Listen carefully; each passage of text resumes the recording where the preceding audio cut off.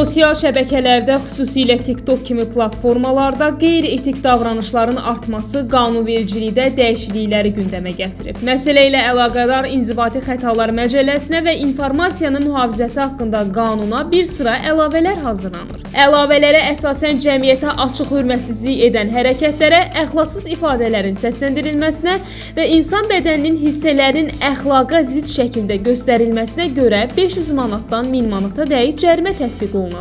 Cərimənin kifayət etmədiyi hallarda isə 30 günədək inzibati həbs verilə bilər. Məsələ ilə bağlı əməkdar jurnalist professor Qulu Məhərrəmli Şərq TV açıqlamasında deyib ki, sosial şəbəkələrdə yalnız etik normalar deyil, hüquqi normalar da pozulur.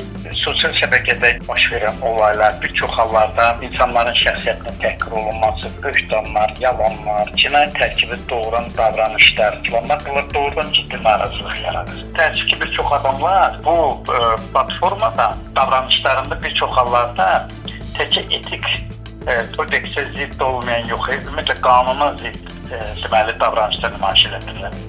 Bizim son illərin cəmiyyət təcrübəsi göstərir ki, ictimai qınaq, digər yumuşaq tədbirlər effekt vermir. Güman edirəm ki, bunun tətbiqi müsbət hadisədir. Amma bu cür hallardan istifadə edib söz azadlığını, özünü ifadə azadlığını da məhdudlaşdırmaq olmaz.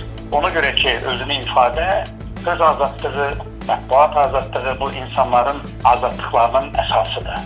Report Media Məktəbinin rəhbəri, media eksperti İsmail Rafiqoğlu isə deyib ki, biz sosial şəbəkələrdən əvvəl televiziyalarla bağlı tədbir görməliyik.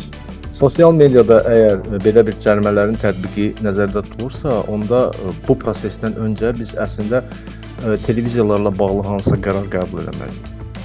Çünki əgər fikir versək, görərik ki, sosial şəbəkədə paylanılan bir çox yəni kənardan qeyri-etik görünən hərəkətlər və yaxud da ola bilər video materialların çoxu televiziyalardan götürülür. Hətta insanlar o televiziya verilişlərinin müəyyən bir hissəsini kəsib, sosial mediada paylaşır və bununla reyting qazanırlar.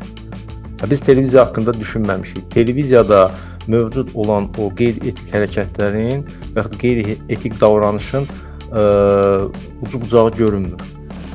Ona görə də əgər sosial media ilə bağlı qərar qəbul ediriksə, ilk növbədə televiziya ilə bağlı qərar qəbul etməliyik. Halbuki televiziyaya nəzarət edən orqanımızda var, televiziyaları arasa cərimələyirlər də, amma bunun bir xeyri olmayıb. Aybəniz Səfərova, Yusif Sultanoğlu, Şərq TV.